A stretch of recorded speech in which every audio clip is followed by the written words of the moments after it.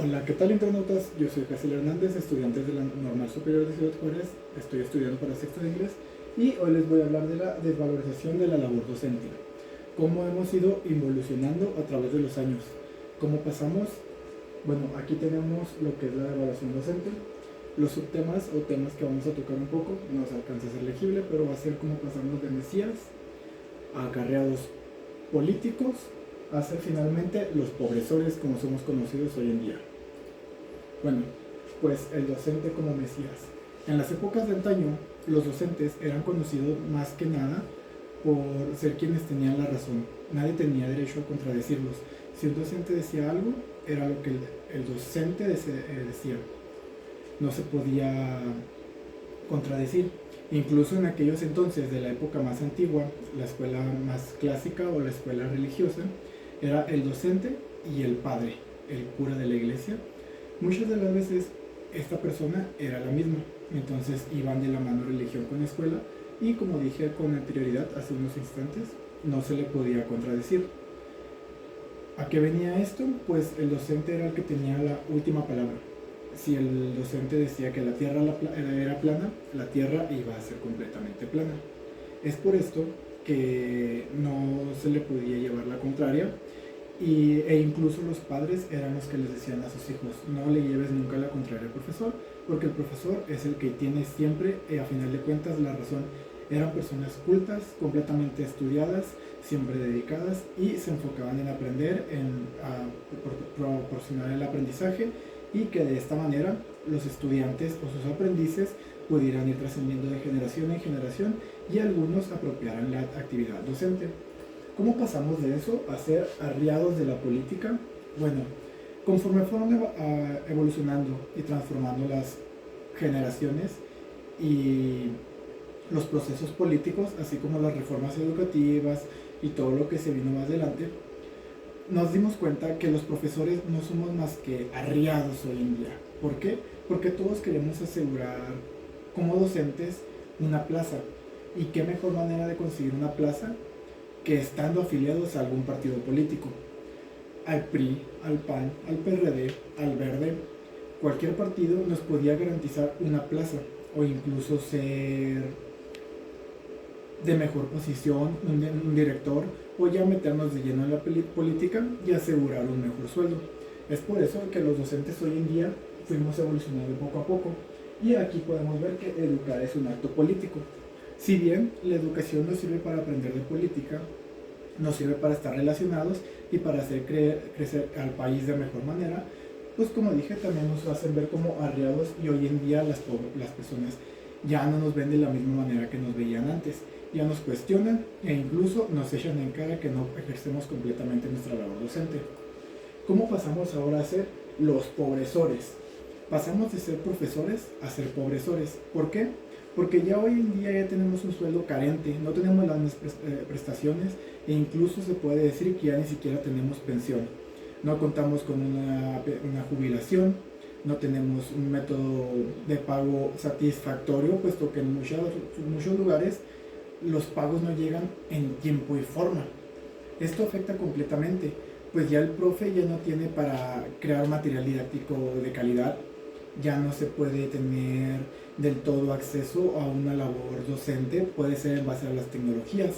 Ya no todos los profesores pueden generar una satisfacción en su salón de clases. Todo esto afecta poco a poco y a poco otra vez a que ya los docentes no puedan desempeñar su labor como les gustaría desempeñarlo. Ya no estamos en la época de antes en las que se podía simplemente enseñar con pizarrón y tiza.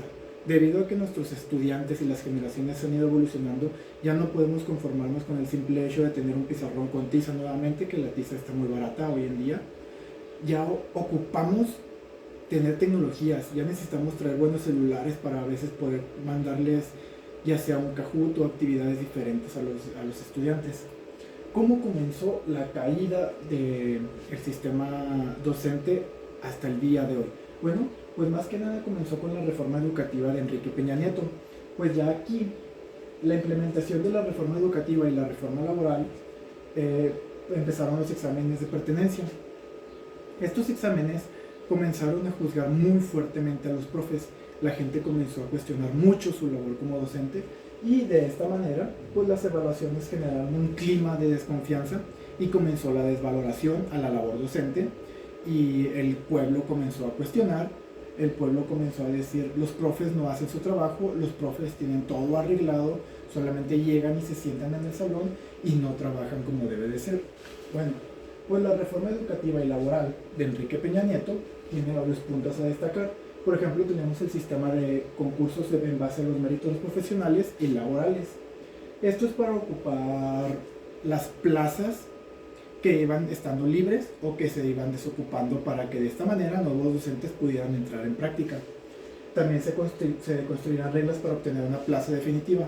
Esto entre comillas, pues el examen, que es el que entró junto con la reforma laboral, empezó a crear métodos y exámenes para ver si las personas eran aptas para estar en su labor en los funcionarios públicos, no solamente los docentes. Para los docentes esto fue mucho problema, debido a que se perdían horarios de clases y la plataforma donde se ejercía el examen no era del todo satisfactoria. Se tenían 3 intentos y en muchos de los casos se podía llegar a perder la plaza. Esto hacía mucho estrés y, como dije, si no se podía aprobar, la gente comenzaba a cuestionar, la gente comenzaba a decir que los profes no estaban enseñando y pues debido a la reforma comenzó a haber una disminución de clases y más cuestiones desfavorables para los docentes. Pero a final de cuentas, seguimos de pie. Mientras existan maestros de pie, no habrá pueblo de rodillas. A final de cuentas, los docentes tenemos la última palabra, entre comillas, claro está, porque somos parte importante de la educación de los jóvenes. La educación, si bien es cierto que se da desde casa, también en las escuelas se aprende a formar y mayor parte del conocimiento se adquiere en este lugar, así como también el contexto sociocultural que viene desenvolviendo para los estudiantes para que ellos puedan tener un mejor desarrollo, así sea académico, cultural e interno. ¿Por qué? Bueno, pues los docentes no nos vamos a rendir. A final de cuentas tenemos el UCICAM, que es la unidad del sistema para la carrera de los maestros y las maestras, pues no nos dejan tirados, no nos deja abandonados. La función del UCICAM pues es el órgano administrativo, es desconcertado, es autónomo y a final de cuentas pues es el que establece los exámenes, da las plazas o bien no del todo, es el que favorece a que todo sea correcto, regulado y bajo las normas que deben de ser. Tiene diversas funciones y pues vigila que el concurso opere bajo los principios de legalidad, certeza, imparcialidad y la objetividad en sus distintas modalidades. Todo esto para no quedar fuera del ámbito de abandono a los docentes. También tenemos las horas y las prestaciones.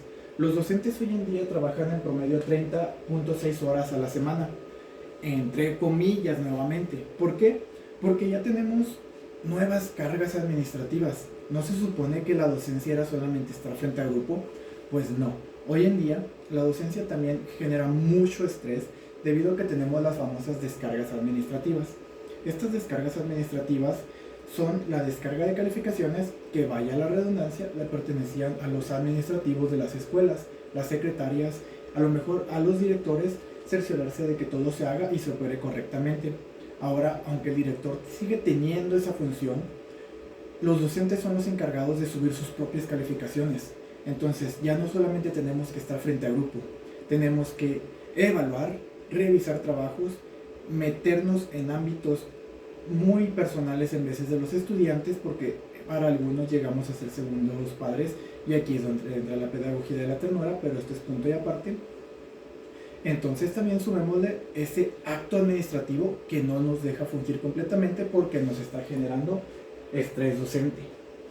Hoy en día los docentes tenemos un alto nivel de estrés y así como nos señala el estudio realizado por Montgomery y Root en 2005, pues se examinó el estrés laboral de los maestros en escuelas secundarias de los Estados Unidos y encontró que la carga de trabajo y falta de tiempo y la falta de recursos eran factores significativos que contribuían al estrés del docente. Bueno, si esto es en Estados Unidos, un país entre comillas de primer mundo, ¿Qué nos espera a nosotros en México?